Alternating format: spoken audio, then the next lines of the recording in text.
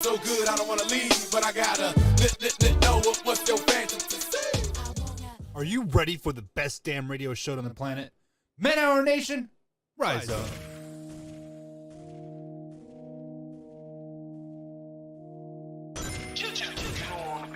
Every time, no. I would like to personally welcome you to Man Hour After Dark. Say that while I bring you the host, Mike, Buck, and Cone. You know, come on to the sports talk than what you about to hear right here. I second that. Go. You know that it's us when we talking about sports, giving you facts on the field to the core. Tune in, we need the support. 1 hour too short, to listen some more. On all your stations, not dropping no music. Starts like Adidas, but Nike just do it. Down 4 in the 4th, we go for the win. Michael 2 seconds, we taking it in. Buck, Mike, and Combs, you know what's going on. Man, now we're after dark, no LA, we the big spark. No 4th and inches, won't cut short. Got the best talking, this all sports. Buzzing more than buzzer beaters. We coming live, all 3 speaks go. No 4th and inches, won't cut short. Got the best talking, this all sports. Buzzing more than buzzer beaters. We coming live, all 3 speaks go. And what is up, Man Hour Nation? Michael Buckasher here with the Man Hour. Be sure to head over to manhourradio.com and check out the merchandise page. We got the nice, clean logo merch over there. We got the Beastie merch. We got the Team Buff merch over there. We got the Takeaway 22 merch. What else kind of merch we got? Guys, if you need merch, head over to manhourradio.com. Check it out. Got book bags, long sleeve tees. You got hats. I don't got my hat on. We got some new Flex Bill fitted hats coming in. Woohoo! Give me some flexible hats, guys. Man, but we got a great show lined up for you guys tonight. We got my man, Luke G, coming on here in just a few minutes here, probably about 30 minutes. We got Luke G coming on. We're going to get underneath that man's skin and say that Matthew Stafford is overrated just to see what happens. No, I'm totally kidding, or am I? You guys know who I am. This is Michael Buckasher with the Man Hour. Be sure to head over to Twitter at manhour_buck. Give me a follow because Man Hour now has a morning show, guys. That's right. Every Monday through Friday from 8 a.m. to 10 a.m. East Coast time. We are live right here on YouTube TV, youtube.com/Man Hour. But most importantly, BellyUp.tv. That's right, guys. We are officially part of Belly Up Sports Network. Belly Up TV or BellyUp.tv is where you can find us. And it's going to be magic happening over there. We will be live over there from 8 to 10 a.m. and then a replay of the previous show from the night before from 3 to 5 p.m. East Coast time. So, guys, those are all East Coast times because that's where I live and that's where all the magic happens. Even though, guys, East Coast is by far the worst time zone in America. Hands down. Hands freaking down. Monday Night Football, I'm up to like 1 o'clock in the morning. Then I got to get up at 6 o'clock to go to work. It's absolutely stupid, absolutely asinine. So, we did not have a show last time because Combsy was doing the volleyball thing. Did not have a show this morning because I found out that I was sicker than a dog. And it turns out that I got the Rona. That's right, man. I finally, after 2.5 years of 2 weeks to flatten the curve, your boy finally got exposed to the Rona. I mean, I had a little chest pain and I've just been tired all day, but my work has quarantined me for 14 days.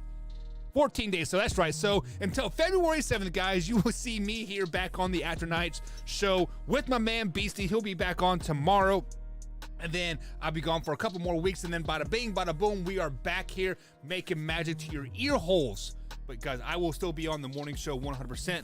But if you guys would like to text into the show or call into the show tonight, phone lines are brought to you by Skull Candy Headphones, skullcandyoriginal.com. Use promo code MANHOUR at checkout to save yourself 20%. See some dollar bills, y'all. But the phone number is 812-648-HOUR. That is 812-648-4687. Alpha Rob says, I hope Frazier is gone after that stupid prevent defense guys playing 20 yards back.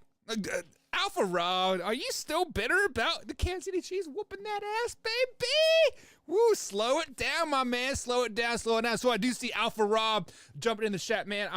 Guys, I have missed the interaction with the overnight show. We got Drew, Alpha Rob, Javier, Rock, and all those guys. Guys, thank you guys for tuning in always. But Alpha Rob, I'm not gonna lie. Monday morning show, I believe it was. Because today's Tuesday, right? I mean, my days, the road has kind of got my mind foggy, a little bit. I'm not gonna lie.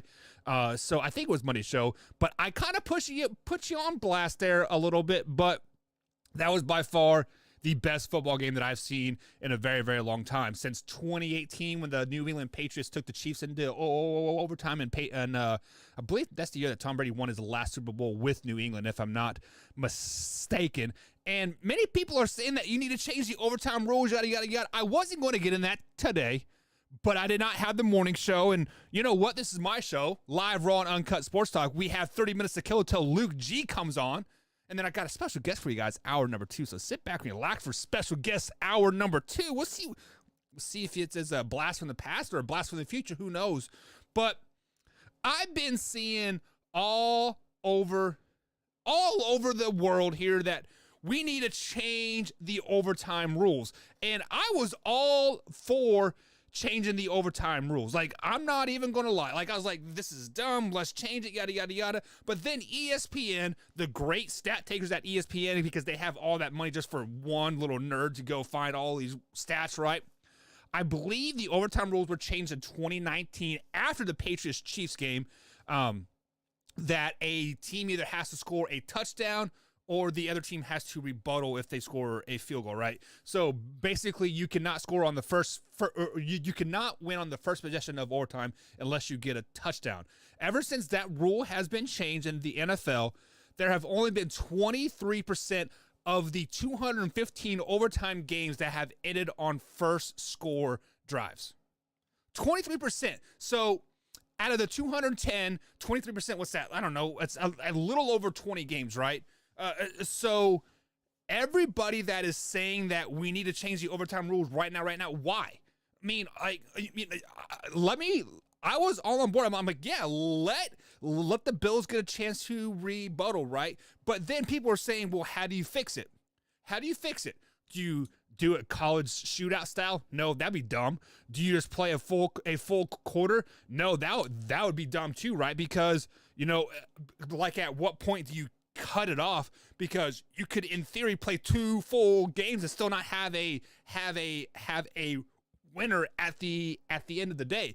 So just leave the overtime rules alone. I am going to hashtag waffle my answer back there and say it's completely dumb.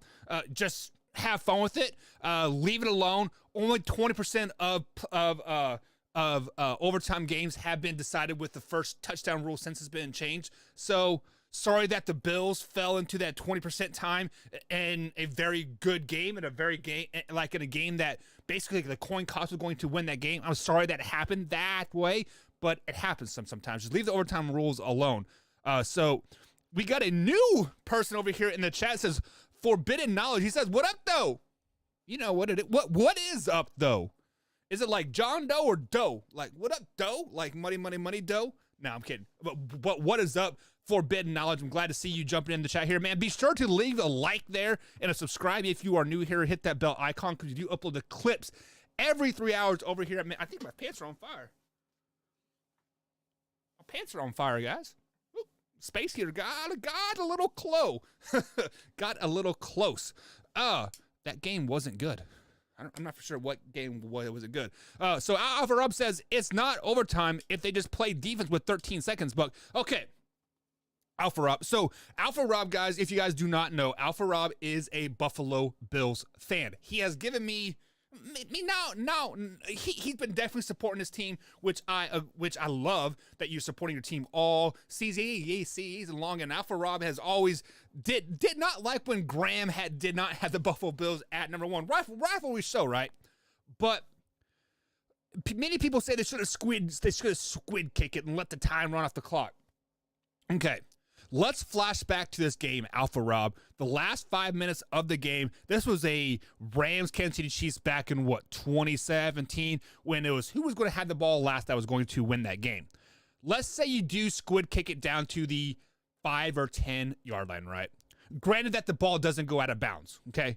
Let's say the ball goes out of bounds. We're talking like the Kansas City Chiefs will probably win that game in regular time. But let's say they squid kick it. They have Byron Pringle back there or Tyreek Hill. I can't remember who, but do you guys remember what Tyreek Hill did to you in the punt out return just a quarter before that?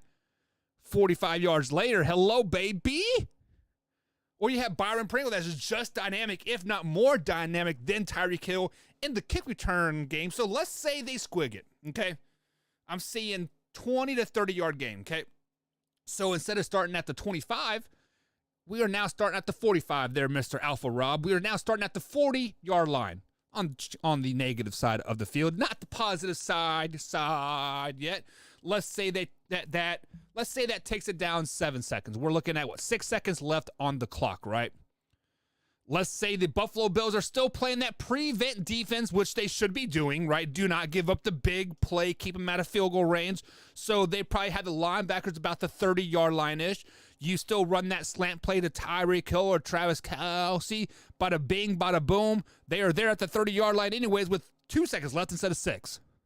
Like, it doesn't change the outcome, Alpha Rob, at the end of the day. I think the outcome was who was going to have the ball last. That's basically what it come down to. And sorry to say, that is just the way it is. And unfortunately, it sucked. Here, let me unplug that space here. I think my legs are literally on fire. Just that is just sometimes the way the games. What's the old saying is from Bruce Almighty? That's the way the cookie crumbles, my man. That's exactly what happened. That is the way the cookie crumbled that game. But hey, Josh Allen went to his smoking hot girlfriend, probably got a little nooner, right, on the way home or something, bada bing, bada boom. 9 months later, we could have a baby Josh Allen. Just throwing it out there. I mean, it happened with like Patty Mahomes.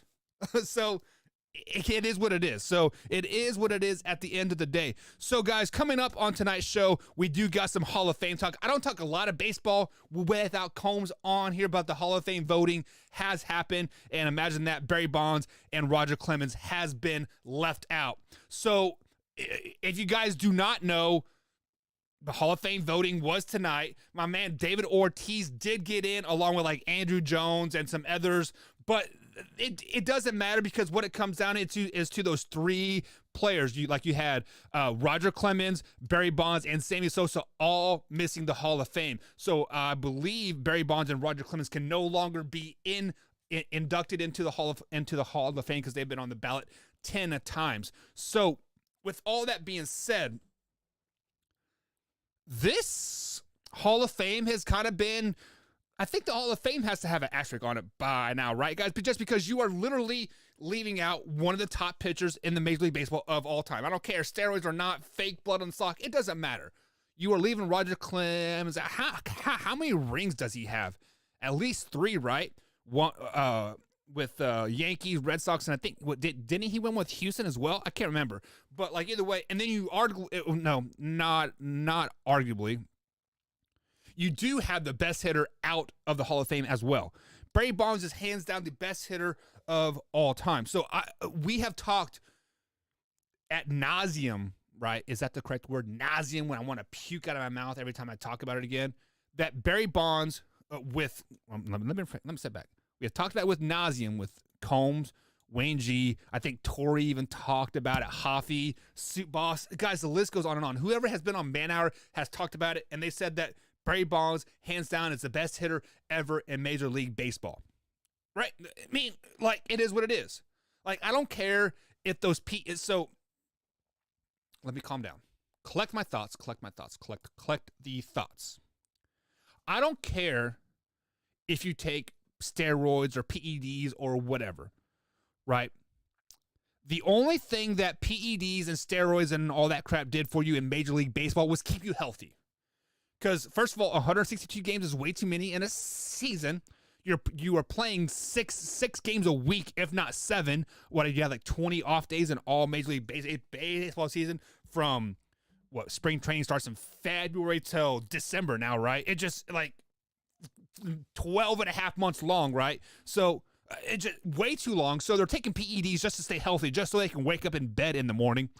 They are taking steroids because they when we had RC on, we see all these huge contracts, right? But that is less than 1% of the Major League Baseball that is making these outrageous $555 million trillion, right?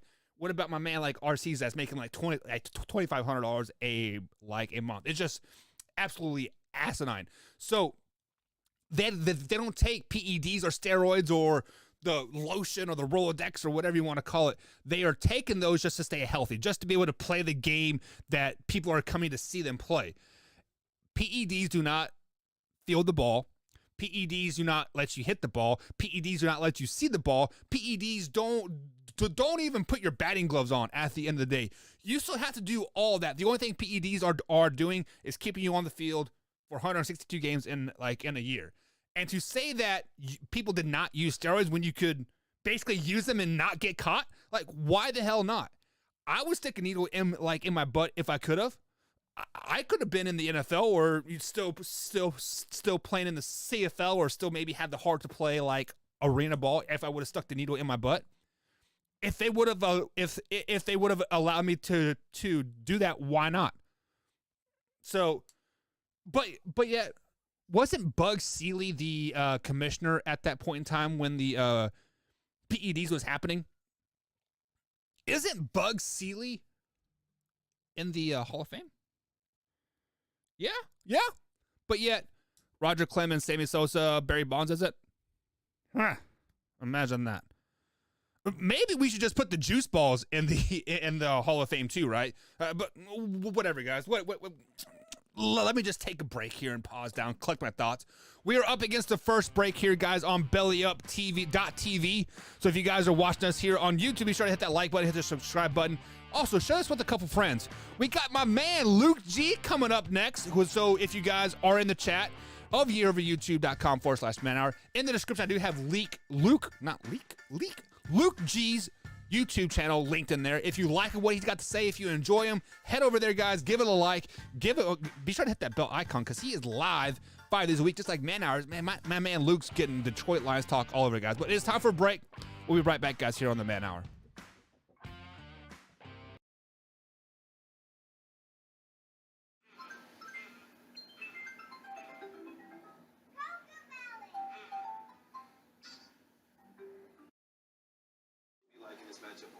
I give a slight edge, Mike, to Marquette because they're playing on their home court. And Marquette's been taking care of business on the road.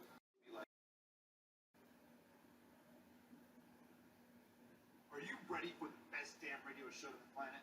Man Hour Nation, rise up.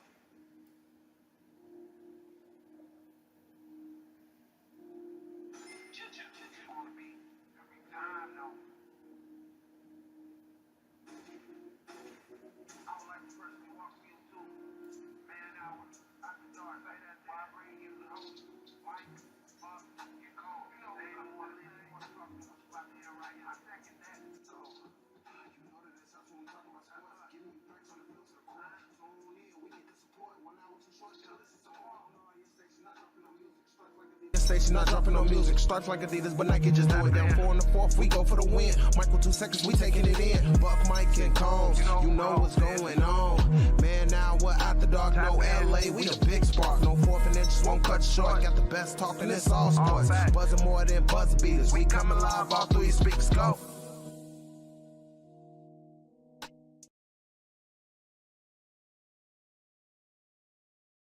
You're watching Man Hour. Hit that like button, baby. Man Hour Nation, it's your boy BC Beastie Brandon Combs coming to you with a special message. 22 veterans a day commit suicide. Now, that's 22 too many. And here at the Man Hour, we want to bring awareness to this. Our brothers and sisters deserve our support and our help. With the Take 22 merch, it's a small opportunity to show our appreciation and support to our veterans and take a small step to ending veteran suicide and treating PTSD properly. Every dollar spent on our Take 22 merch will be donated to the cause.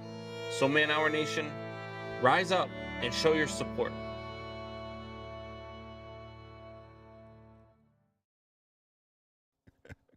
Right.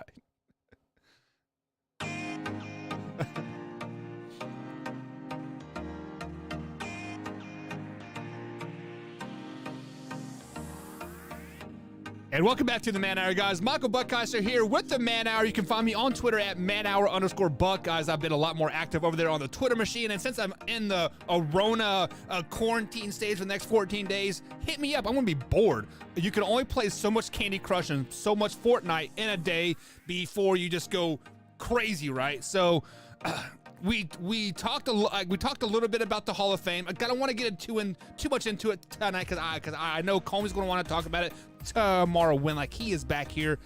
But we got to welcome the man, the myth, the legend himself, Mr. COVID survivor himself, my man Luke G. What's going on, Luke? Hey, salute, man. COVID thought it had a good fight, but he realized quickly, I'm like Floyd Mayweather. I stay undefeated. Okay, Rona didn't know what it was doing when it took me on. Yeah, see, because I got tested. I didn't have symptoms at all, but I simply got tested because of my boss actually got it and called in sick work on Monday. So they're like, hey, since you work in the same office at I can send you need to get tested, yada yada yada. And of course it came back positive. I'm like, but I don't have any symptoms. I got my shot. How does it make any sense? But whatever. Not that makes sense in the world besides having you on, Luke, because every time I hear you in my ear holes, Luke, and then I see that beautiful silhouette of where you it's magic, Luke. I love having you on and I love seeing your show. Well, first of all, I'm happy you don't have any symptoms because I had every symptom you could name. I'm talking about you named it: body aches, ear aches, nose aches, chest aches, you name it. So shout out to you for not having any symptoms. So that's awesome. Yeah. But listen, it's always fun to come on here and talk sports. It's always fun to come on here and talk sports, man, because here I don't have to just stick to the Lions. I can talk anything I want. You see? I'm free. Well, you see here, Luke, we have started a morning show here on the Man Hour every Monday through Friday at 8 a.m. East Coast time right here on YouTube.com/man and of course bellyup.tv. And usually on the Tuesday morning show, Luke, I do a thing called Overreaction Tuesday. And in this particular morning, I was kind of feeling down, kind of feeling depressed because I didn't know what to do with my life. So I'm bringing it over to you. And are you ready for some Overreaction Tuesdays here, Luke? Yes, sir. Let's shoot. All right, Overreaction Tuesday. All right, so my first Overreaction Tuesday here, Luke has basically, since you are a Detroit Lions guy, I only wrote this down just for you only. I don't care what anybody else has to say about it because Matthew Stafford is overrated in the end. But with that being said, is Jared Goff the issue in Detroit, or is it more? Oh, Jared Goff is definitely the issue, and the reason he's an issue is because it shouldn't take you this many weeks to discover that you can throw the ball past 5 yards, and it shouldn't take you a long time to be able to process things. But if you look at most of his passes, they're ugly. Every single one of them. They're wobbly. They're not a tight spiral. And it doesn't always get there in fashion. And so, yeah, he's a huge problem, but he's going to be our quarterback for at least 2 more seasons. So you might as well just get used to it if you're a Lions fan. Even if Aaron Rodgers is a free agent or Dak Prescott could possibly be on the move, Russell Wilson, you have Baker Mayfield out there. Hell, you got Jimmy G that could possibly be a free agent this year. You don't think the Lions would possibly entertain any of those ideas for maybe getting Jared Goff out of town? No. Because at the end of the day, they restructure this deal, which means they're going to take a cap hit, and whoever they bring in need to be willing to sit behind them. You got to keep in mind, the Lions right now are going to probably still end up with about 3 or 4 picks in the top 50 and at least 3 picks in the top 35. So you're talking, that's just this year. Next year, ain't no telling where they're going to end up in the draft with the 2 first overall, the 2 first picks they have coming to them the following year in 2023. So, no, I think they're looking for the future, somebody I can build up and build around. There's only one player I can see them probably taking a look at if the price is right. But even still, I don't think they would do that because the deal would have to be where a team is willing to take Jared Goff, and that's where the problem comes in at. So I don't see that happening. I see them going more in the direction of trying to find a young guy. And with the Senior Bowl coming up this week, and the fact that they got Malik Willis and Bailey Zappi and Sam Howell all on their roster to take a look at real close, yeah, it's going to be some decisions to be made over here. Yeah, well, speaking of decisions to being made here, this is let me get the little thing going. I forget to push the buttons sometimes, Luke, and I have a cool little jingle. It says Overreaction Tuesday. You can't hear it, and I can't hear it, but everybody else can hear it. It is for the people, Luke, and that is what we're here. We are. How's that car commercial go? For the people, we are the people. Or I don't know what to say, but whatever.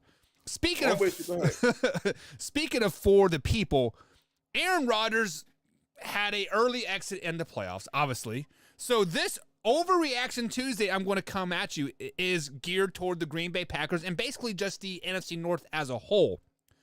Do you think with the whole COVID card scandal and the vaccine scandal and unfinished business and not wanting to rebuild and all this crap, do you think Aaron Rodgers stays in Green Bay after it's all said and done? Is that an overreaction? I don't, because I think if he's under the belief that they're going to do a rebuild and he's trying to capture another Super Bowl to cement his legacy, I don't think he sits there for a rebuild. When he tells his people that he's not sitting through a rebuild, I think he believes that. But if you look at the Packers cap situation, it's bad. And I don't know how you get the brain back, how you going to be able to keep Rodgers, bring back Adams, keep all the defensive players, get him all the help that he thinks he needs, like he didn't have help in the first place.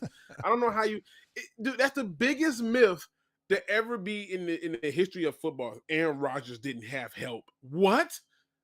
He's had it all. Oh, yeah. He's had it all. Receivers, tight ends, running backs, offensive lines, defenses, no excuses. He certainly had more than freaking Brett Favre. And I know he's not going to act as if though he didn't have enough to do it. You're in a division that's been a little bit decrepit. And on top of that, you keep getting first round buys, and then first week playoffs game you're exited, and you're 0-4 against a team who really came into it with a bunch of injuries and a quarterback who really shouldn't even been in that game. But hey, what can I say? I just think I pray that he stay, because to me, another myth is it's like, oh, the Packers own it with Aaron Rodgers. No. Other teams have just sucked, and it's just the truth. They've not shown up and they've not been there. So to me, I'm not going to say it's an overreaction that he may be gone, but I think that it could become an overreaction when he realized that there are not many suitors that can afford his services. Yeah. There just isn't. Definitely a shot to the ego, just because he thinks he's a very wanted man, and really the only people that would want him is Sean Payton in Dallas. Let's just be flat out honest about that. And that is my next Overreaction Tuesday here is right here on the Monday morning show, when the news of Sean Payton started to come out, and I was reading into things, and all the ties were going back to Dallas for Sean Payton. And today, Sean Payton has officially told the New Orleans Saints that he will not be returning to head coach for them in the 2022 NFL season. He is not retiring. He is taking some time off. So, Luke G, let me ask you this. Is it an overreaction that Sean Payton to Dallas Cowboys is a very real possibility and will happen? How about that? It will happen. Sean Payton to Dallas. Yeah, that's such an overreaction. It's so overreacted that we may need to start handing out Prozacs and Xanax to calm the people down. Let's just be honest, people. Like, no way in hell does he go over there. You're talking about a guy who has had basically total control. You think Jerry Jones is going to allow that person to have that total control? You got people like Troy Aikman who don't even want to go and work for Jerry Jones. That was a guy that drafted him. This is, you're talking about a guy that helped get him there, and he doesn't even want to work with Jerry Jones because he knows he's not going to have any control. It's going to be about Jerry Jones, and I don't see Sean Payton taking that job. I don't see Jerry Jones getting out the way, and if he did, he will only do it long enough until he gets back in the way. He did it with Jimmy Johnson. He did it with Barry Switzer. He did it with Landry. He'll do it with Sean Payton, and I can assure you that there's no way that Sean Payton goes to the Dallas Cowboys. In fact, I can think of at least two other teams that if he came back from that he would want to go to. And I'm praying to hell that those teams already submit themselves by turning themselves around and hiring coaches this week. But those two teams are the Bears and the Texans. Those are the two teams. So to me, if he comes to the Bears, I'm going to be highly upset But you know what? I just think he's telling the truth when he says he's taking a break. I mean, Yeah. he's dealt with a lot of adversity, and sometimes you just need a break. 15 years of coaching, that's a lot of time to be away from family and friends. Yeah, and like I don't like judge people by their appearance because I'm a very sexy person and You I are know very like sexy. and I know like when I see other people I'm like, man, you guys are ugly. But no. True. but if you look at Sean Payton, look at his body just 2 years ago. He seemed like he was in pretty good shape, and like this year he had those big bags underneath his eyes, his like his face seemed chubby. You can kind of just tell when a person starts to look like that whatever they are doing in life, it has taken a toll on them in the end. And I think you are right. Like I think he just needs a break. Like he needs to pull a Urban Meyer and say he's having heart issues just so he's not, quote, looking for a new job, right? Yeah, and plus you gotta think about it. Like I hate to say this, but I think most of us should do this in real life. Most of us should take breaks from working, especially if you're married. Yeah. Talk to your spouse and just say, "Hey, I need 6 months," and then or I need a year, and then after a year you go, "Okay." Then hey, you take a year off. We should take breaks, and if you're single, you really should take a break. Well, people are like, well, how you take a break if you're single? Oh, it's really simple. You set yourself up to just be able to have enough money to cover you for a year while you relax, and it's it's something that you got to do. But I think in his case, he's looking at it and he's saying, I've dealt with it all. Quarterback situations, dealt with it. No running back, dealt with it. No Right. receivers, dealt with it. At this point, it's a matter of saying, let me take a break and see what jobs come available that I can look at and say, hey, I'll take that job. I don't think he's looking for a team full of talent. I mean, he went over to the Saints, turned that around. So Yeah. he has confidence that he can turn things around. And to me, if I'm being honest about it, I think when you look at people like Sean Payton, he deserves a break. Oh. Turning around the Saints wasn't easy. That was a dumpster fire of an organization, and you have to be able to see it for what it is. And the same thing, like with the Bengals right now, starting to get some wins and stuff. This stuff makes differences, but overall, when a coach puts that much energy into it, yeah, it's exhausting. And the fact that they're getting to a point where he has a chance to have an out and do it peacefully, I think it makes for a great opportunity for him, and I think he just needs a break. And it also shows like how much respect he has for that organization, giving them months in advance before the draft to find their guy when head coaching candidates are still out there, and good head coaching candidates as well. So definitely big props to Sean Payton for just being honest with himself and the organization. So if you guys are just joining us here, we are with the special guest. Every Tuesday guest here is my man Luke G at Luke G Field Reviews. His link is in the description for the YouTube channel, guys. Be sure to go over there if you enjoy what Luke says. He does great content over there on his YouTube channel. Give him a like, give him a sub. But guys, we are Overreaction Tuesday here, and I have two more overreactions for my man Luke G before we got into what he has to say about the overtime rules. I've already touched on it a little bit. We're going to dive deeper into it with like Luke G here. But Luke, the Major League Hall of Fame has come out. Barry Bonds, Roger Clemens, and Sammy Sosa have all been nixed. Andrew Jones, my man David Ortiz, and some other people have gotten in. But let me ask you this question here. Overreaction that Major League Baseball Hall of Fame is dumb and overrated. Not an overreaction. It's funny to me how you as an organization can know about the steroid use, know about all the scandals, know about all the corking and all this. You've been knew about it and you didn't care until people started questioning it. And then all of a sudden now that your dirty laundry is out, only now do you want to act as if though your Hall of Fame is so coveted. But guess what? Those people you left out is the reason your league was even being looked at.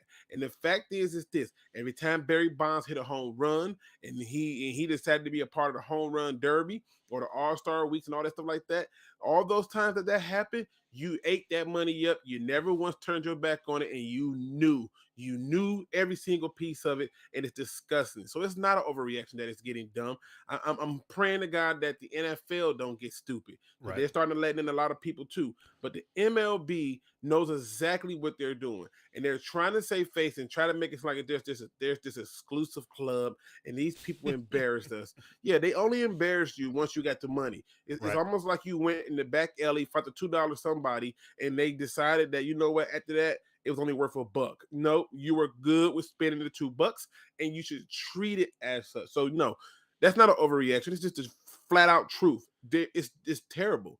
It's no respect to what they're doing. Yeah, You know what you're gonna do? Wait till they die and then turn around and be like, "Hey, they were so great." Tired of that. Yeah, it's because let's just be honest here. Let's flash back to the home run when Barry Bonds and Sammy Sosa, or not Barry Bonds, when Mark McGwire and Sammy Sosa were going back and forth. Baseball was dead. Who was watching baseball back in 95 and 96? Were you, Luke? I sure wasn't. I wasn't. No,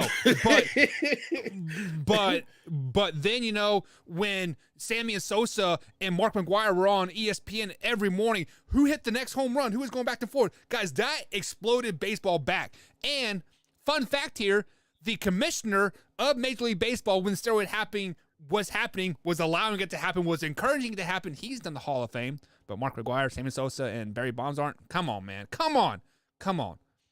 Luke, last Overreaction Tuesday here. With the sudden basically quitting, right, of Sean Payton, there are now 9 head coaching jobs out there.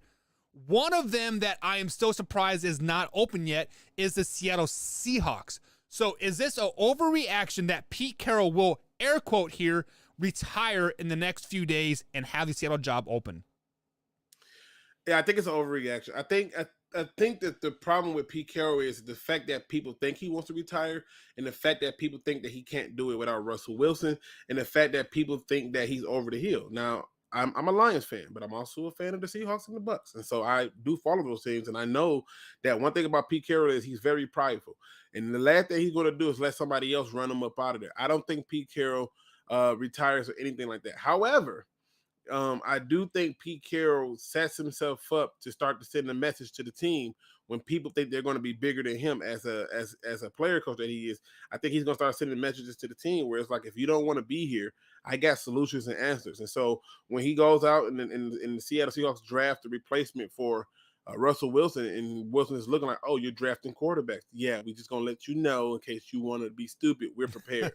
Right. So I if he retired, I would be shocked. I don't see him as somebody who's ready to step away. However, fast forward that past this year, don't be surprised if you see him deciding to step away, especially if certain college jobs come available. I think there's a few college jobs that he would love to have and to restore their thing, but I don't see him as a coach who's ready to call it quit just yet, just because he knows that so many people was hoping that he'd do so to prove a point. Yeah, so are you saying he goes back to USC after who'd they just hired? They just hired the old Eagles coach, right? Over there? Yeah, but I don't think he goes back to USC. I think that the 2 jobs he's waiting to see what's going to happen, in all honesty, is Texas. And I think he wants to see what's going on with Texas because they have a rich history. Right. And the other team that I think that he's going to be keeping a close eye on, and I could be wrong about this one, but I just feel like this gives him an opportunity to keep some things going. It's Clemson.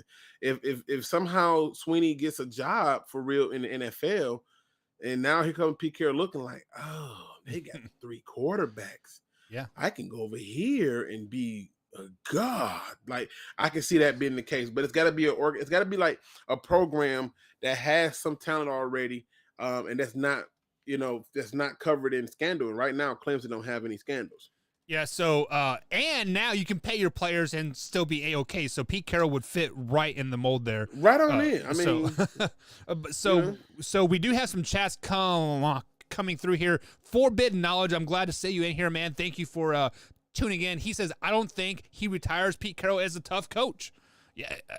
He's a good coach. I mean, people just see him like laughing and having good times on the sidelines playing catch. You guys realize he's like 80 years old and still living life to its I fullest. know. And, he puts in tons of hours, and it's not his fault that Russell Wilson just shits the bed the last 9 weeks of the season, right? Yeah, it is. That is his fault. It is his fault, huh? It is, because the problem is this, and it's not just him. It's other head coaches doing the same thing. Run the damn ball. I don't know why. Why is running the ball like an epidemic? Like to just, we want to stay away from that. We want to stay away from running the ball. If you go through and you look at it, the playoffs, every single playoff over the last 10, 15, 20 years, you're going to find one game where a team got outrushed, where a team didn't outrush a team and won. But most of the time, even this playoffs, the Titans outrushed the Bengals, and it took 3 terrible turnovers at terrible times for them to sink the ship. And you go through and you just simply look at it and you ask yourself, why are you putting it off on the quarterback? You don't have to. Run the ball. Just run the ball. Let the quarterback manage the game. He doesn't need to be the hero. Just because people tell you it's a passing lead don't mean you got to actually do it. Because the teams who are winning are the ones running the ball in the playoffs. And so, yeah, it's definitely on him. Yep. Yeah, it's definitely on him. He got to be better at that part of the game. All right, guys. So if you are listening to us here on podcast form, we are with my man Luke G. You can find him at Luke G Fields on the old Twitter machine. And, of course, subscribe to his YouTube channel. It is in the description of this episode here. But every Tuesday, we do have Luke G on here right at 8:30 East Coast time. Usually, I had him on like a little earlier because I wanted to talk some overreactions. But Luke G always brings us some great content. So, Luke, what do you want to talk about tonight? Well, you know what? I've been watching playoff games. I've been watching a lot of football, and I've come to a conclusion that we suck as fans. Yeah, we suck as fans. We lack the discipline to know the thing that we claim that we love. Like it does not make sense to me. I'll give you a perfect example, right? We have fans who find the craziest things to complain about that don't make sense. Like, for example, the overtime rule. Let's change the overtime rule. Let's talk about the 13 seconds that the defense couldn't hold. Let's talk about the stops that they had before that they never made. Let's talk about the 3rd and the 10. Why do we need to change a whole overtime rule when you can handle your business and put and control your destiny? That's what makes football so great. You get one shot. Do not miss your chance to blow, pun intended, right? And then I'm just saying that this whole entire thing about changing the overtime rule is ridiculous. But fans are driving it home because they can't help it. And then you turn around, you look at games like the Dallas Cowboys. Like, they didn't just witness their team stink it up, poor coach, poor game plan, poor defense, poor offense, poor decision-making, and you're throwing stuff at the referees. Why? What is wrong with you? Are you so upset that you couldn't wrap your head around the fact that, the referees took it from us? Where was that same energy at when the referees gave it to you get to Detroit Lions? I don't remember y'all throwing a single thing. I don't remember nobody throwing any type of things on the field when they pick up a flag. I don't remember nobody throwing anything on the field when a referee pulls out a note card and measures it. Like, that's the first time and only time it's ever happened in NFL history. I don't remember any of that. So where's this stuff coming from, right? So again, we suck as fans. Let's talk about some other things that's going on. You have fans out here who don't know how to root for a person and be happy for a single person because they don't know what else to do with it. And I'm not just talking about Matthew Stafford. I'm talking about the whole entire Rams situation. There are some people who just hate how things went. Oh, this game was rigged. It was so set up. Who in the hell fumbles the ball that much?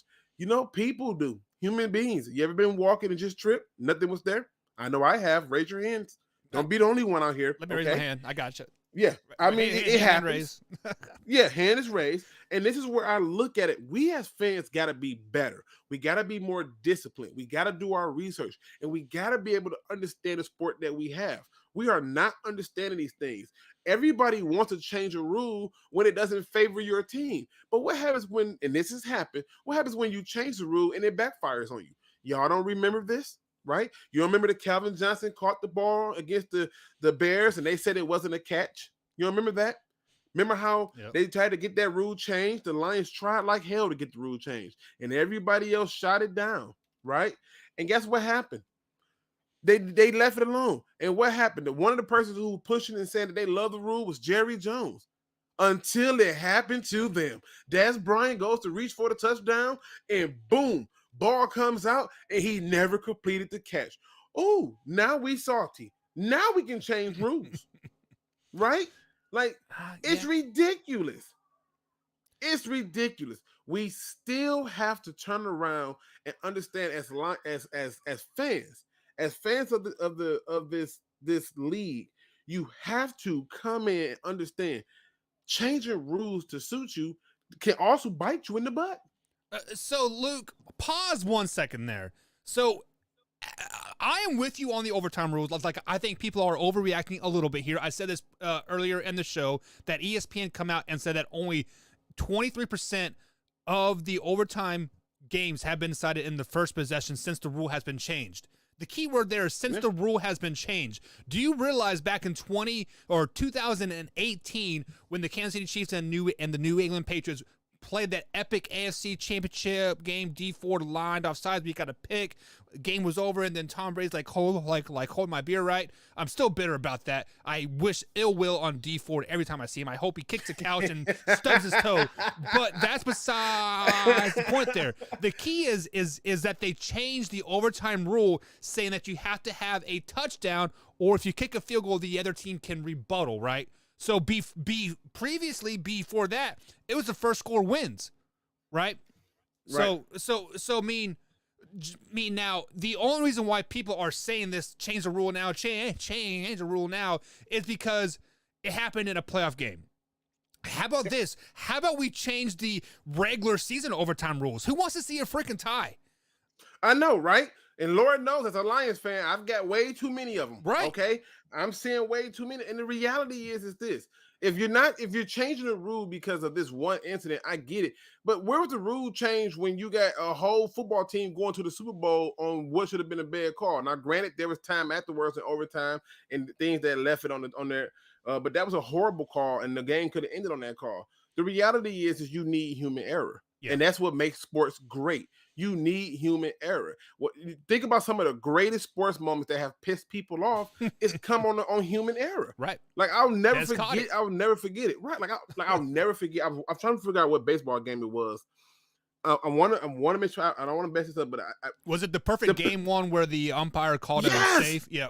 I know he's exactly like what safe, and I'm like, are you effing kidding me? Yeah, he was out by a step and a half or something like that, wasn't he?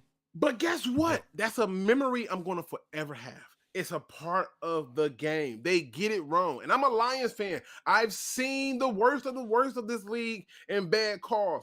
That human error. And I've seen times where it's been in our favor. And I'm like, well, okay, I'll take that. We suffered enough, right? And so at the end of the day, this changing the rule doesn't matter. We got to be better as fans. I'm saying fans attack other fans just because they have a different opinion. Yeah, right. So when you're calling out the fans, you're saying fans need to be better just because we need to know the rules better, or we need to support our teams better. Like because like we need to be better as an overall. We need to know the rules better.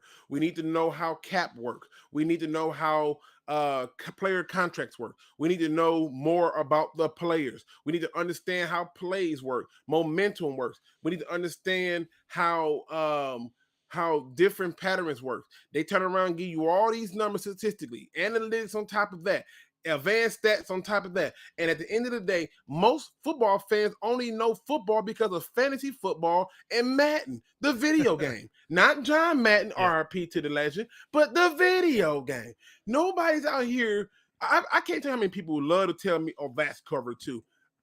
You can kick rocks, okay? I don't care if you know what a cover two is. Can you explain to me why this broke down? No, you can't. And this is where we need to be better as fans. We need to be more in the understanding realm of how this works. We just don't get it. We don't get it, and we refuse to learn. We're good with it. All we know is our fantasy team racked up points, and therefore I know football. Exactly. BS. Like, it's ridiculous. It's ridiculous. It's a lot of narratives that get pushed like you need a quarterback. Do you really? Like Eli Manning won the Super Bowl. Like Joe Flacco won a Super Bowl. Nick Foles won a Super Bowl. Trent Dilfer won a Super Bowl. You want me to keep going? Hell, the Super Bowl, the second Super Bowl that Peyton Manning got, nobody's going to tell me he contributed to that. He was terrible that year. Right? Like, and in that game, don't tell me it's about the quarterbacks. Just tell me how can you win. I hate the quarterback win-loss records. I hate Pro Football Focus. I hate all the things that fans use that they really don't understand and should not use and need to be better about it. If your fellow fan has a different view, have a discussion to try to see where they're coming from. Don't go to Madden and be like, yeah, but this is a cover too. Yeah, just saying. First things first is I'm gonna ask that person what makes this a cover two. Yeah, you can say it's a cover two, but what makes it a cover two at the end of the day? But let's just digress from that here because we are getting time here, Luke. I've had you on for a great time, and I always enjoy talking to you. But I know you just did a 2-hour show. Yourself, but I got a few texts that came in to the text on here to the Skull Candy original headphones text on. You can use promo code MANHOUR at checkout, and that phone number is 812-648-HOUR. That is 812-648-4687. They said, my man Luke G, why are you even entertaining about talking to Packers and Aaron Rodgers when you are a Lion guy? I'm taking away your fan card. Well, one, I'm a fan of football first. Right. So before I become a Lions fan or any other type of fan, I'm a fan of football first. I'll see things in games that I'm like, oh, we should lose because of this. That shouldn't happen. Oh, this should be the reason why we win. I can see when momentum is switching, and it's a subtle thing. It's not nothing huge or major. I saw where a lot of things are gonna be different. But if you're talking football, I'm going to talk football from here to high heaven. And I can be a Lions fan, I can be a Bucks fan, a Seahawks fan, and anything else. But that's why I talk what I talk, because it's football first. And before we let you go, Luke, I got one question for you to test your football knowledge. My man Drew over here, I saw Drew in your chat over there on your show, that he's over here as well. He says, how in the hell can the center false start? Let's test your football knowledge. Let's test that. Let's test that football knowledge, Luke. Let's do it. Well, the first thing is there's a number of ways to do it. And now what you're seeing with a lot of the centers is they're not even doing the little false nose tilt of the ball. What they're actually doing is they're jerking a leg or they're moving an ankle or something like that. And that is what's causing people to come outside, thus creating a false start. That's what's happening. Yeah. So I always love the play when everybody moves but the center, and then like in the referees like false start on the center, like the center didn't even move. That's just kind of a false perception there, right? Because everybody else should have false start, but the center. Yeah, no, they definitely move. They do little things like they'll reach out and hit the guy next to him really hard, try to make it like, they do little stuff, and so they're cracking down on it because it's been working for years, to be honest with you. And I don't know if you noticed or not, but centers is one of the hardest ones to play, and they get dirty down there. So I've seen some centers do some dirty things. So back when I first started watching the NFL game or the football game, and like in general, the linemen, you really couldn't move. Like once you were set, you were set. But now you see him like turning around and they're throwing the hand in front of the center to say, hey, it's time to snap the ball. How is that not a false start? Because like every time I see a hand, I want to fire off the ball because that's what I teach my defensive players. Once you see somebody move like that, you're firing off the ball. So I don't understand how that's not a false start, to be honest with you. Well, because the NFL needs to make money, and the best way to do it is to always keep it, subjective. Right. All right, guys. I mean, that's the reality. All right, guys. So that was my man Luke G on, and you can find him on Twitter at Luke G Fields on the old Twitter machine. His link to his YouTube channel is in the description below. Luke, before we let you go, tell the people what your show is all about. Hey, I'm Luke G's Field Review, where I talk all things Detroit Lions football. I talk draft, I do film study, I talk live shows. You can find me at Luke G's Field Review or at Luke G on IG. You can find me at Luke G's Field Review on Twitter. And on top of that, we just going to talk football. We're going to be able to talk about all of the things happening in the NFC North. That means the Bears, the Packers, the Vikings, and including the Lions. We're going to talk about coaching. We're going to talk about salary caps. And also, you are a part of the show. You simply come over there with me. You jump in, you join in, you talk, we discuss football, and we have fun doing it and doing it respectfully. Yeah, and my man Alpha Rob says Luke G is a smart guy. Luke G is the Salute to you, smartest sir. guy I know, hands down, and most modest, and he's the most level-headed person out there that you guys will ever meet. So Luke G puts on a great show, guys. Be sure to check him out over there at Luke G's Field. Link is in the description below. Hit that like button, hit the subscribe button, hit the bell icon, because he is on there five days a week, 2 hours a day. 5 days a week. Yeah. Doing a solo show. I mean, that is tough. Like, I know what it is like to do a solo show, but thank you for being on, guys. We're up against a break. Coming up here on hour number 2 on the Man Hour, I got a special guest coming for you guys. I'm not going to spoil it yet, so just sit back and relax and see who is it going to be. Is it a man is it a blast from the past, or is it a blast from the future? Who knows? But all you need to know is he is a Packers guy. So, guys, we'll be right back here on the Man Hour. Sit back, relax, and enjoy. Once I'm home from work and relaxing, I watch Man Hour while doing dishes. In bed, I do with the wife and kids. what do you do when your husband and kid are obsessed with the Man Hour? You watch it with them.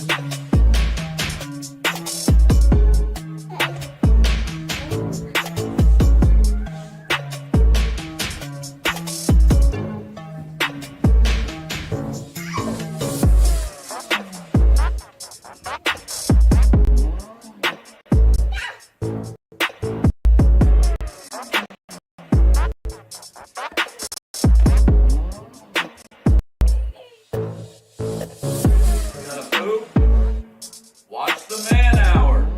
Check it out.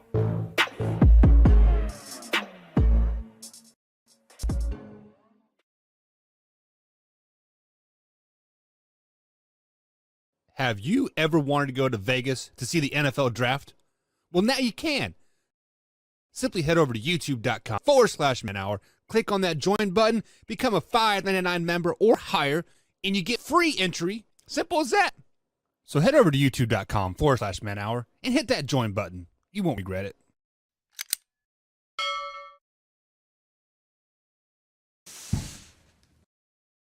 You're watching Man Hour. Hit that like button, baby.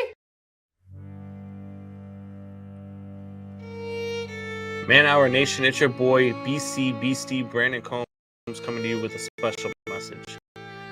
22 veterans a day commit suicide. Now, that's 22 too many. And here at the Man Hour, we want to bring awareness to this. Our brothers and sisters deserve our support and our help with the Take 22 merch. It's a small opportunity to show our appreciation and support to our veterans and take a small step to ending veteran suicide and treating PTSD properly. Every dollar spent on our Take 22 merch will be donated to the cause. So Man Hour Nation, rise up and show your support.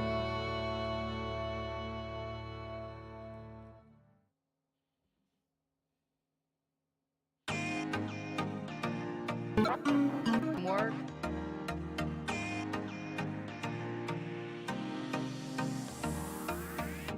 And welcome back to the Man Hour, guys. Michael Buckasha here with the Man Hour. Phone lines are officially open here at Skull Candy Original Headphones. You can call or text into the show at 812-648-HOUR. That is 812-648-4687. So we do have a great conversation happening over there on the YouTube channel, guys. Keep it up.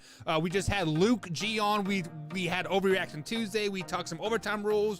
We talked a little bit about the Hall of Fame and whatnot.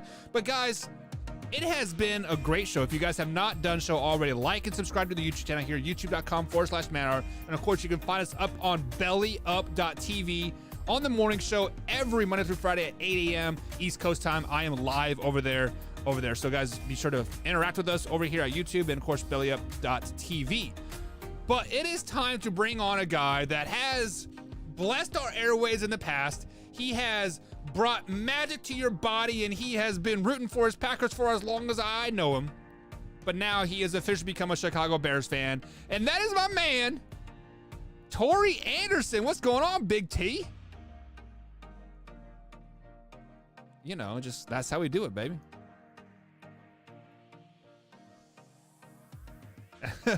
Tori, when like you and me talk, man, it is great. So I had you on mute.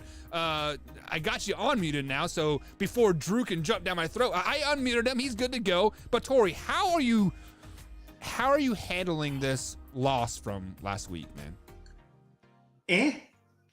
I mean, there again. You know how I look at things. I look at things as much as I can from a level-headed perspective. Like, I expected us to lose that game, and I said it. I said the 49ers are the worst matchup we could have because they know how to handle us. And again, it comes down to Kyle Shanahan and knowing LaFleur. And LaFleur running the same system. It comes down to not deviating enough from the system. I will tell you the big difference in that game was A.J. Dillon going down with the fractured ribs. As soon as A.J. Dillon went out, everything ceased to exist. Life stopped at that point. We had a pretty good shot because A.J. Dillon was tearing them up. He was straight tearing them up. Like, he was ripping off 7-8 yard runs. They had no answer for him. As soon as he got hurt, it was like, oh crap. Like, they weren't going to give it to Taylor.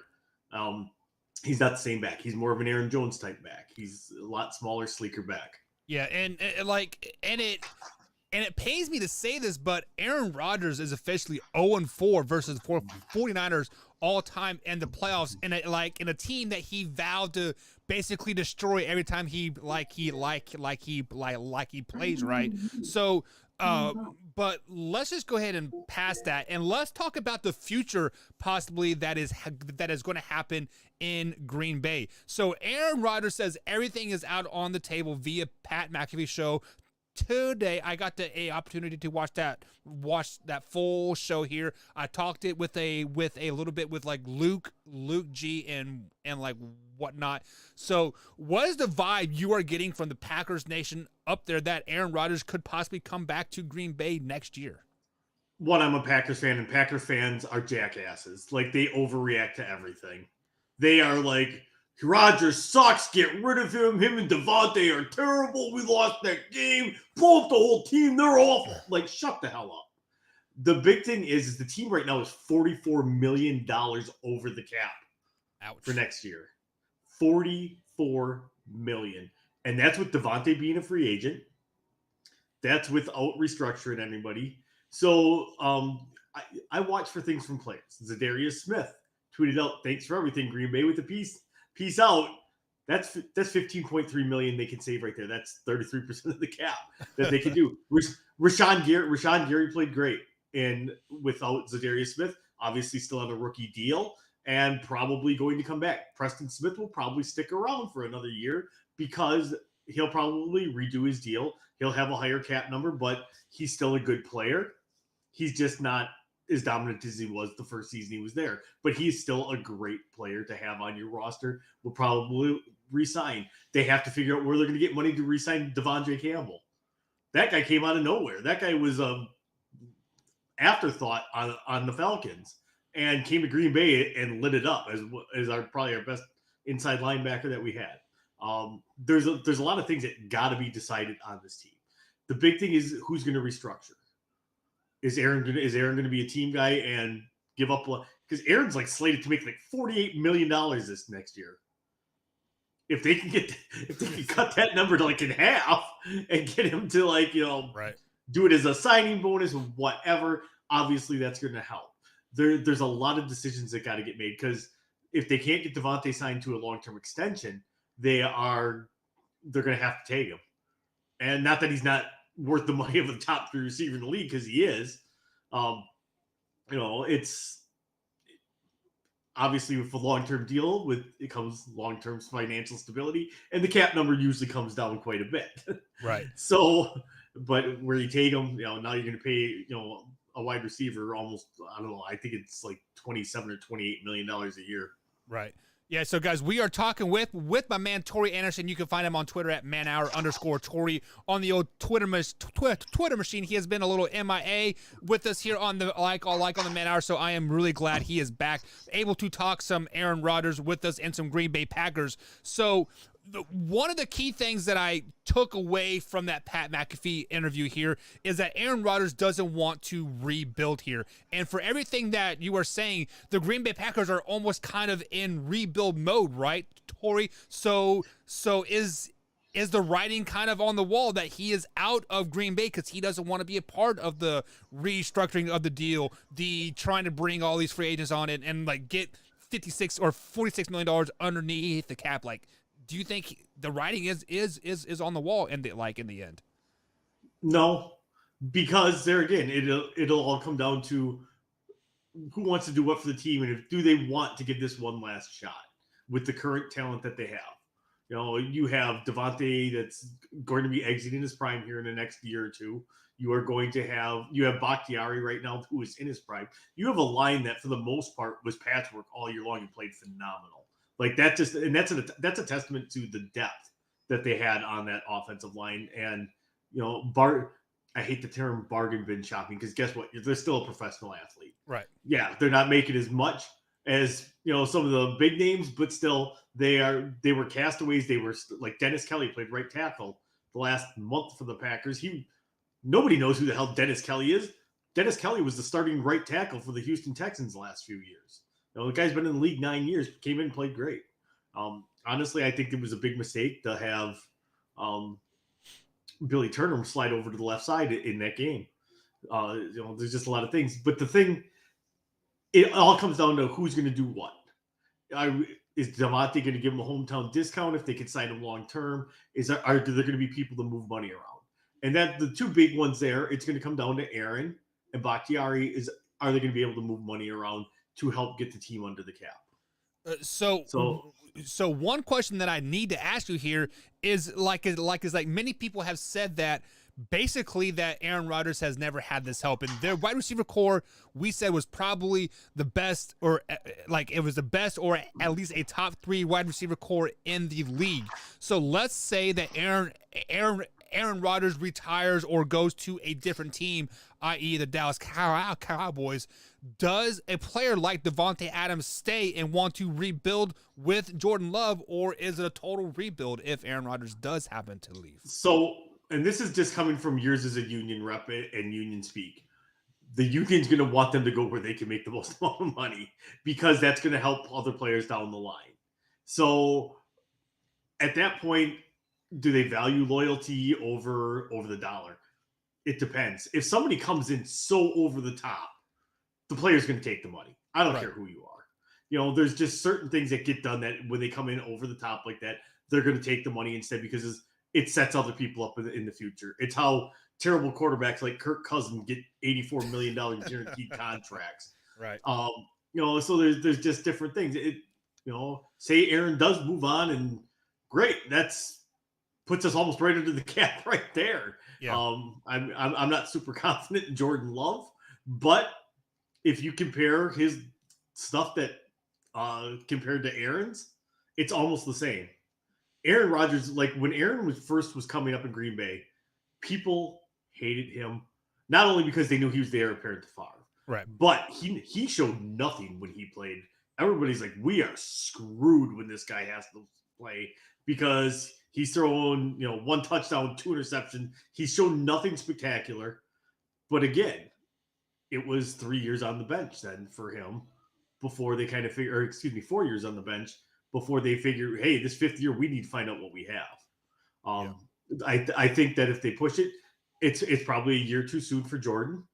I get a little scared, but he makes the same mistakes that all rookie quarterbacks or young quarterbacks make. Right. He holds on to the ball too long. He doesn't feel the pocket present.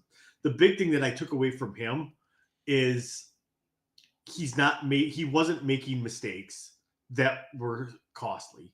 His interceptions, a lot of them, the one against Kansas City, that was on him. Right. But the other two that he threw when he came in the Detroit game were tip passes. So 100% yes. So I'm just like, okay, do you really? And everyone's like, see, he's garbage, he's trash. Can you really tell anything from that? You can't. Not from the Detroit game, maybe from the Kansas City game, simply because the Chiefs had started to come on and click at that particular point. But on the flip side of that coin, he only had 3 days to prepare, really, because Aaron Rodgers would test positive on Thursday or something. So I mean, it's hindsight's 2020, right? Well, and that's the thing. And even the Detroit, we literally had our second string team out there. Yeah, we had no starters out there. It was like our preseason team versus like an NFL team starters. Right. And a NFL team that was hungry for a win because they wanted to give it for their coach and like whatnot here. So guys, we are talking with my man Tori Anderson. You can follow him on Twitter at @manhour_Tori. He does a lot of back office for the Man Hour, and of course, Tori, you were on every day for like 2 or 3 months straight while like we're trying to figure things out and like whatnot. So definitely welcome back to the airways. I hope you're feeling better because you had the Rona too. Now I got the Rona. No. I came back negative. Oh, did you? I came back positive for the flu. Oh, so how do you do a flu test now? So they tested me when I went in for my Rona test. They tested me for the flu, and that was like a swab down the throat. And they're like, "Oh, okay. Try not to get," because I'm like, "Oh." That sounds like your Friday night, right? Right? Yeah. And so I came back negative for COVID. I said, at one point, I had to sleep in my bathroom. Yeah. Because I couldn't even open my eyes and lift my head without having to throw up. Jeez. And at one point, I was like, please, why couldn't I have COVID instead? I just want to die. How can I die right now? Please just let me die. So it was bad. Not to go too far left on this thing, but I thought the flu was totally eradicated last year, but whatever. And making a storm come back. Well, the thing is anytime they give you like the thing, that's why I hate that they call it like the COVID vaccine. It's not a vaccine; it's a shot. Yeah, it's like the flu. It'll protect you and you won't die from it. Right. But you can still get it. Like, so a vaccine means you can't get it. This is not a vaccine, it's a shot. Yeah, so I got my 2 shots, and I was wearing a mask and still got it and had to be quarantined for 14 days, even though I had 0 symptoms at all. But that's here and there. But my man Drew, admin over here at youtube.com/manhour, he says the Green Bay Packers' current roster just can't get the job done. Do you agree with that they can't get the job done? I mean, this team was 13-4 this year, #1 seed. Hell, they had the #1 seed locked up 2 weeks before the season was over. This team was good, Drew. Like, can they really not get the job done? I don't think so. The thing is that they finally built a defense. That defense played phenomenal in that playoff game. Lights out. And it was the talk, too, before the game. We all said the special teams, if we lose, it's going to be because of the special teams. And it's exactly what cost us. Exactly. Between the blocked field goal, the blocked punt, everything. Like, that is – the Green Bay Packers have been the worst special teams unit in the NFL since 2010. The worst. For whatever reason, we do not know how to have special teams. I can't tell you how many special teams coaches we've gone through. Yeah. I mean, it's crazy. There's just nothing. The only thing consistent was Crosby, and Crosby wasn't even that good this year. Right. So let me ask you this, because me as being a high school head coach now, special teams kind of come like as an afterthought. To be totally honest, I need to put my offense together and my defense together and get my players out there, and I'm going to put some freshmen and sophomore out there just to get some experience. Is that what the Packers are doing? Like, they're using all these, backup linebackers and cornerbacks. Maybe they need to put some people that are not Kevin King on kickoff return team. But the thing is, every NFL team does that. Right. They do nothing different than any other NFL team. So why are they so bad? That's the $1 million question.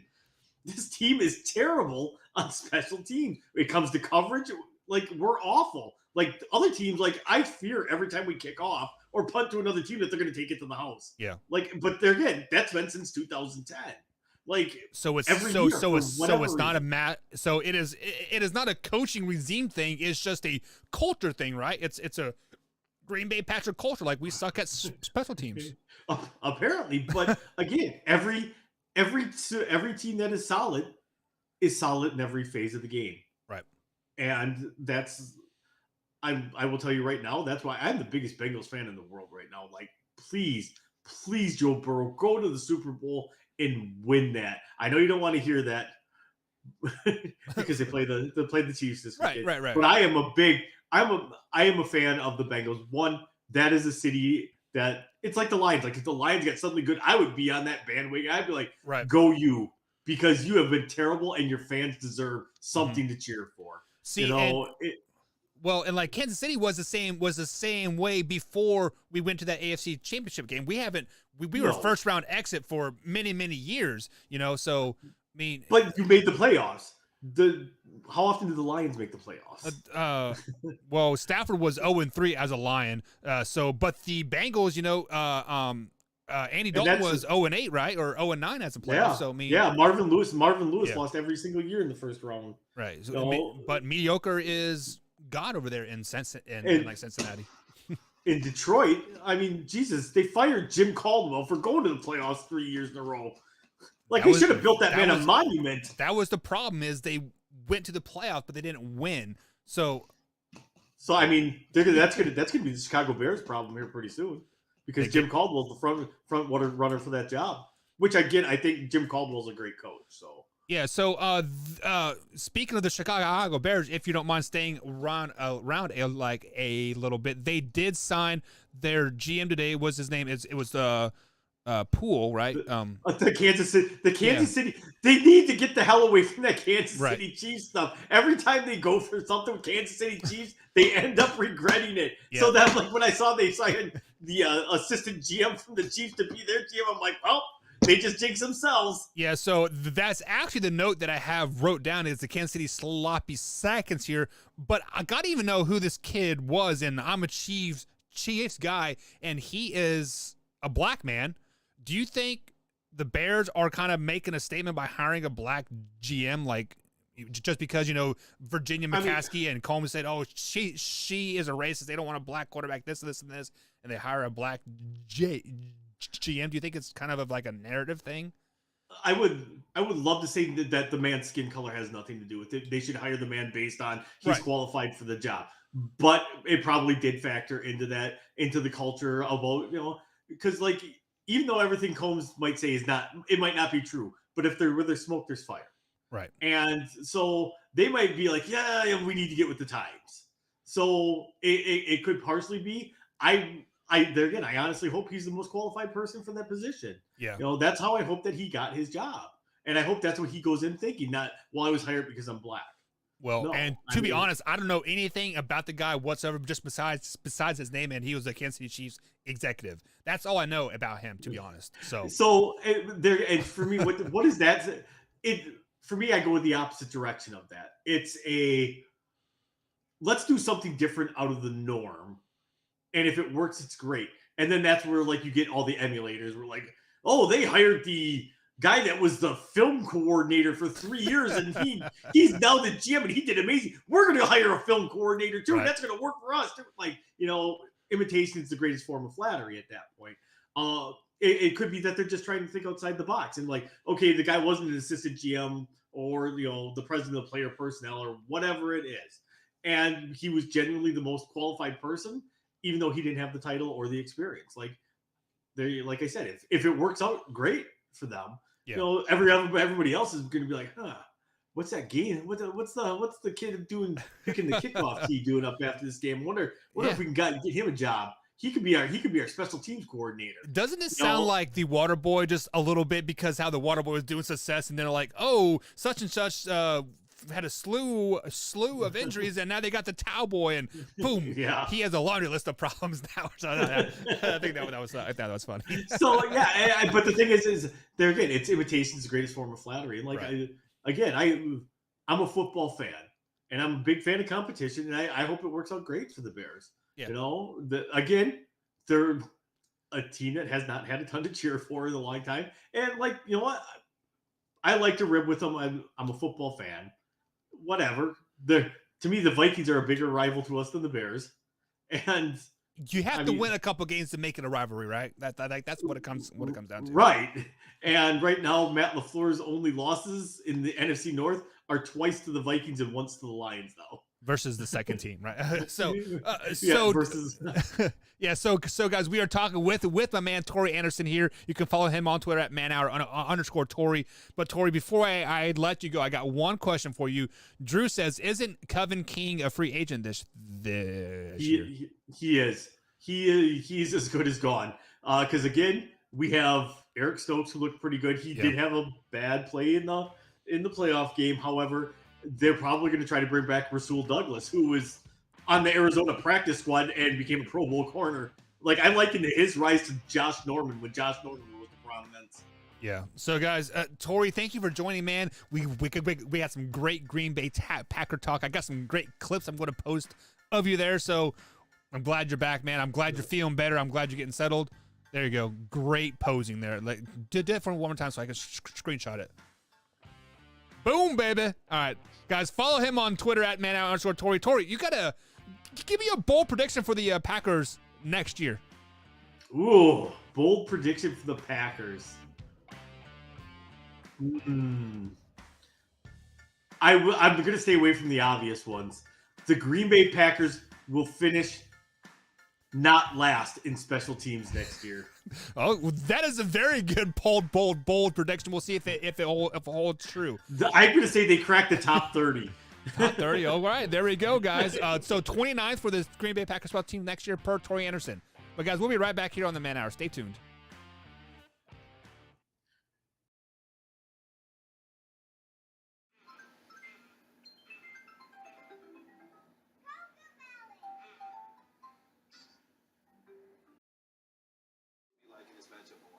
I give a slight edge, Mike, to Marquette because they're playing on their home court, and Marquette's been taking care of business on the road.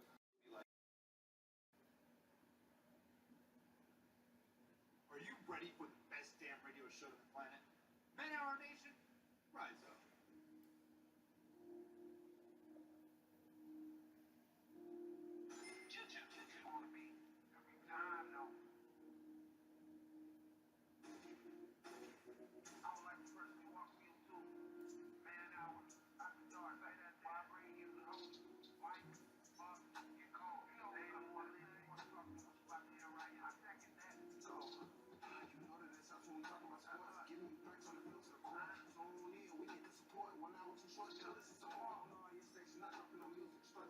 Station not dropping no music. Starts like Adidas, but Nike just do it. Down 4 in the 4th, we go for the win. Michael 2 seconds, we taking it in. Buck, Mike, and Combs, you know what's going on.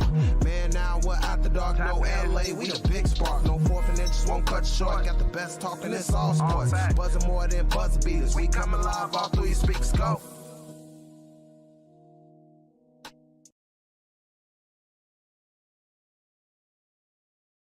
You're watching Man Hour. Hit that like button, baby.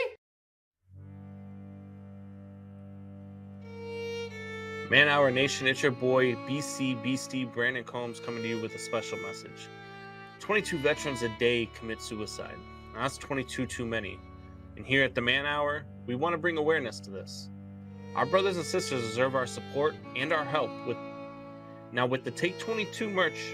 It's a small opportunity to show our appreciation and support to our veterans and take a small step to ending veteran suicide and treating PTSD properly. Every dollar spent on our Take 22 merch will be donated to the cause. So Man Hour Nation, rise up and show your support.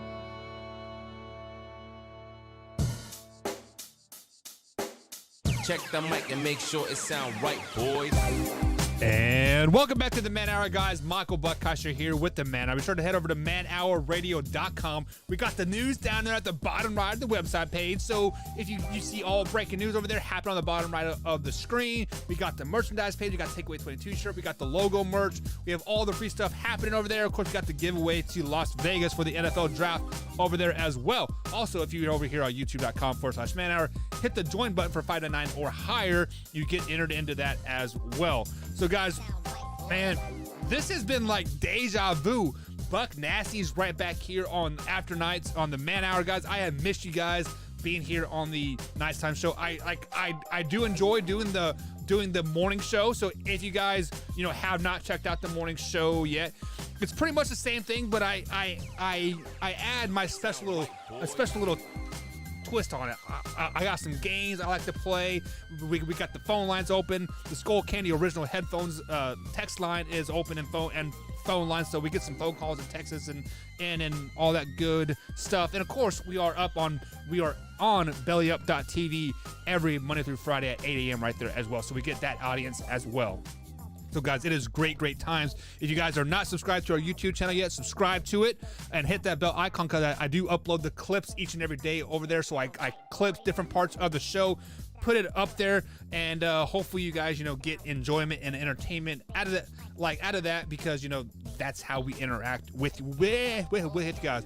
Also, if you miss any part of the show whatsoever, you can download the Good Pods app. That's on Android and iOS devices. Simply search for Good Pods in your Play Store or whatever you download your application, and there, download that. Search for Man Hour Sports Talk, all different words. So man space hour space sports talk, all 4 words there. Search for it. Hit the subscribe button on that, and you can rank each episode. So every episode that we do here, I try to get it out on there as soon as I can. So Monday's show is out there. Guys, download that app. Leave it a ranking, because right now we are a top 10 best sports show out there. So top 10. We want to get to number 1. We were at number 3. And we slid down. Guys, help us out. So leave rankings on that and all that good stuff. So we've had my man Tori on. I missed that guy. Miss him like a brother and fuck him like a sister. We had Luke G on. If you guys have not subscribed to his YouTube channel, do so. He does great content over there. All Detroit Lions all the time. Excuse me. And we had Overreaction Tuesday and all that good stuff. But it is time to get into some other NFL talk here, and the NFL has officially announced the referees for the Super Bowl. 4 of the 8 officials do have Super Bowl experience, and I don't understand why this is news, because let's just be honest.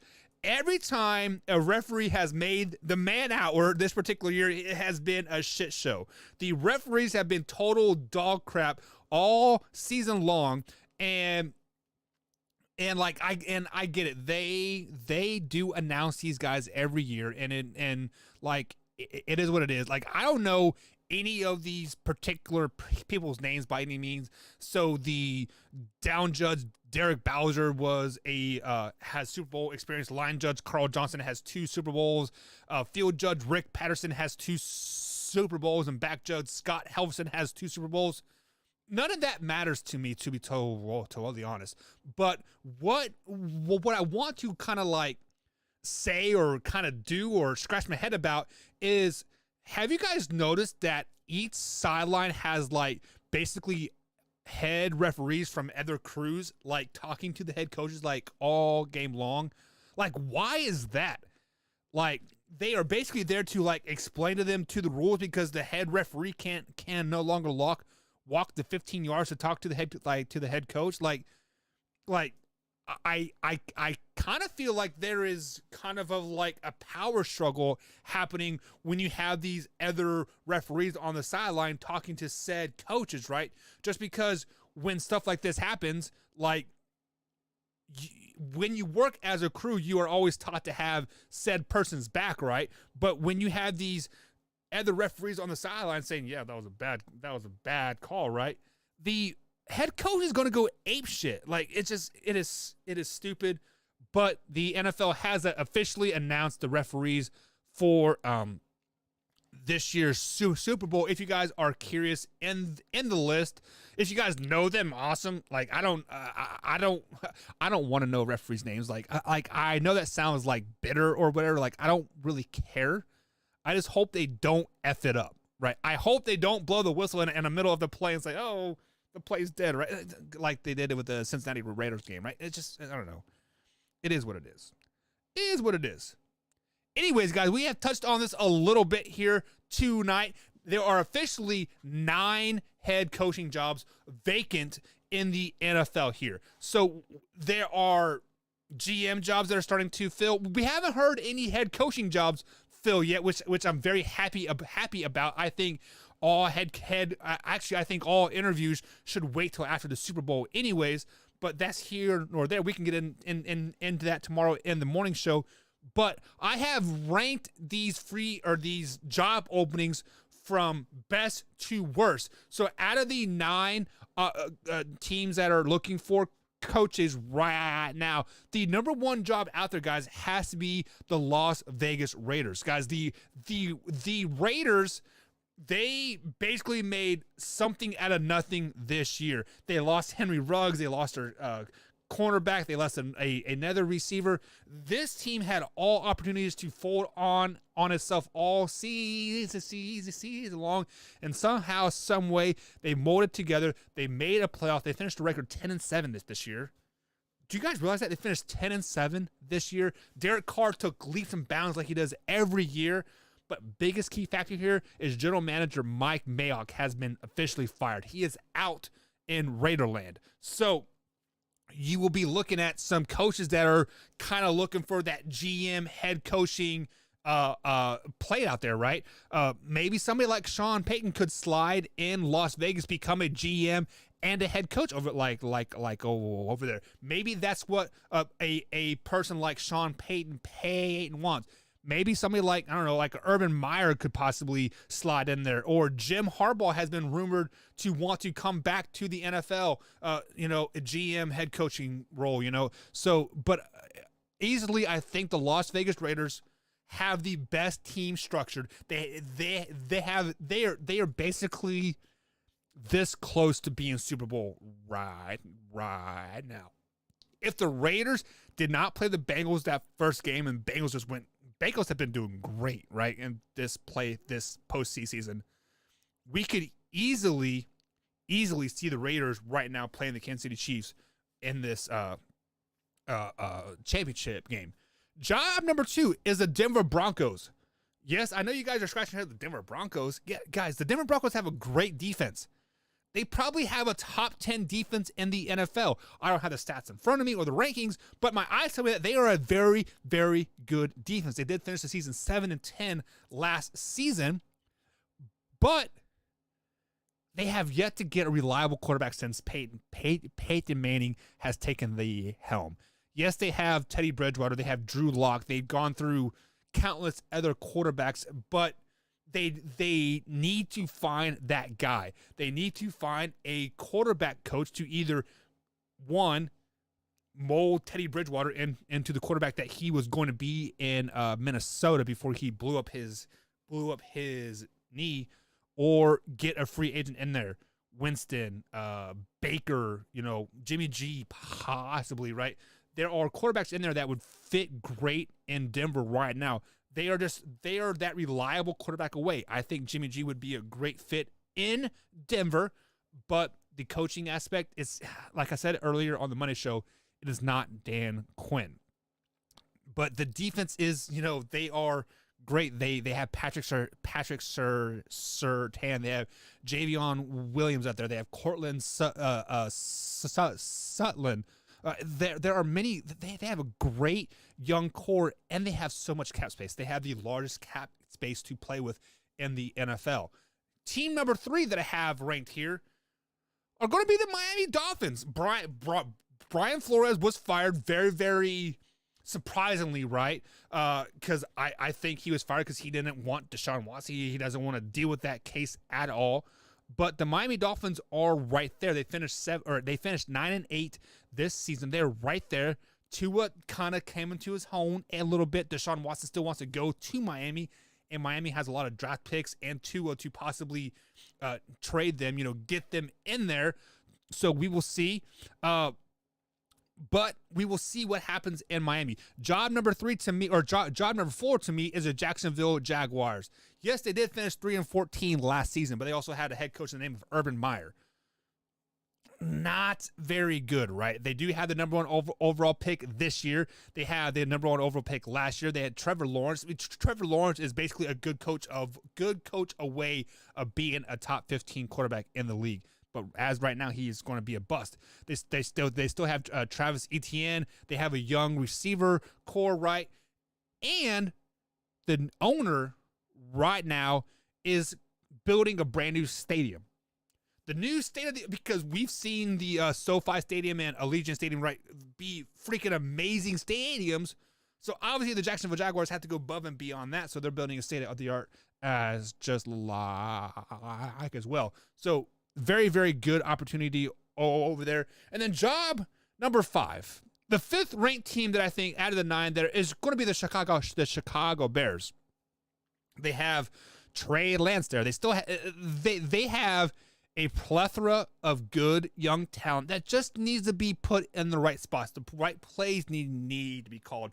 They did finish 6-6 and 11 in 2021, so they do got a lot of work to do. They just got their GM there.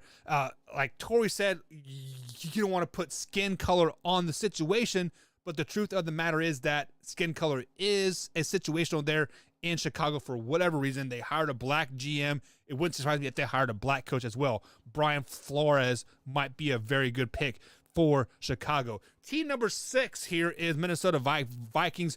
Kirk Cousins is good. Like, I know Torrey Anderson kind of dogged Kirk Cousins a little bit here, but they still got Delvin Cook. They got Justin Jefferson as well. But they don't have any cap space, unfortunately. So the team as it is there. So you need a coach that is going to be able to deal with that talent. Maybe Mike McCarty. Never know there. Team number 7 is going to be the New York Giants. Giants are just in bad shape. But even worse shape is number 8 in the New Orleans Saints. And even worse shape in that is the Houston Texans. They don't have a quarterback. I mean, Davis Mills is probably the future there. They could get a plethora of first-round picks for Deshaun Watson, but that's here nor there. So, guys, that is my top 9 coaching openings here from 1 to 9. So if you guys got any comments on that, let me know. But we are going to get into rapid fire time, guys. So rapid fire time is I'm going to quickly go through the news here. This is what I do on the morning show right before we end the show, because we're getting ready to end the show. We're up against the time. I want to watch some UK basketball game tonight. So rapid fire time, rapid fire time, rapid fire time. Coming through the news here, Josh Gordon has officially signed with the Kansas City Chiefs practice squad again. He has been active for the last 2 playoffs teams. They cut him. Nobody picked him up in the waiver wire, so Kansas City signed him to the practice squad again. The NFL has released its final 4 power rankings. Coming in at number 1 is Kansas City Chiefs, number 2, San Francisco 49ers, number 3, the LA Rams, and number 4, Cincinnati Bengals. Are you surprised? No, it doesn't really matter to me. And then, of course, the Bears are set for more sloppy seconds from the Kansas City Chiefs at hiring Ryan Poles as their GM. So, guys, that's going to be it for tonight's show. Join me tomorrow morning, 8 a.m. East Coast time here. But I forgot. Got into Mike's thoughts. And now, Mike's thoughts. That is right. My thoughts coming out of my skull cap here. And I wrote this down when I was watching Luke G show because, first of all, Luke G puts on a great show, and he starts and ends the shows with a positive thought. And this positive thought really hit home to me 100% today. And I don't have the exact quote because usually when I hear this stuff, I listen and I understand it and I agree with it. But this one, for some reason, really hit me hard. And so I didn't have time to write down the quote that Luke G said, but this is totally coming from Luke G's channel. So be sure to subscribe to him, guys. He's got great content over there. But he says, I mean, he doesn't say it, the quoter says, be your own captain, be the captain of your ship. So if you do not like the job that you are in, if you do not like the situation that you're in, if you don't like your wife, your girlfriend, boyfriend, husband, whatever, take control of your life and be the captain of your ship. Right that ship, do what you want to do. It is your life, you do what you want to do. And when Luke G said that, it hits me very, very hard because I got a promotion at work and I do love my job. Like, don't get it twisted whatsoever.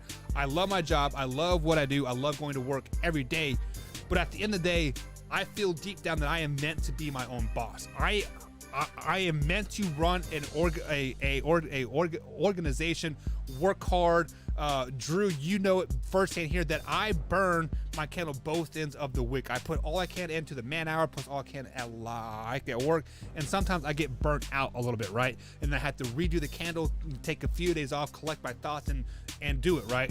So when Luke G said, be your own boss, be the captain of your ship, it made me want to deep down go talk to my wife after my 14-day quarantine is over there, right?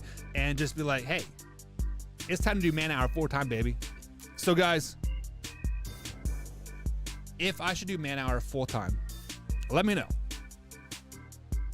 Be my own boss, captain of my ship, take charge of my life. Let me know. Financially, we can do it. I just need you guys to support here. Let me know. Man Hour Nation, rise up.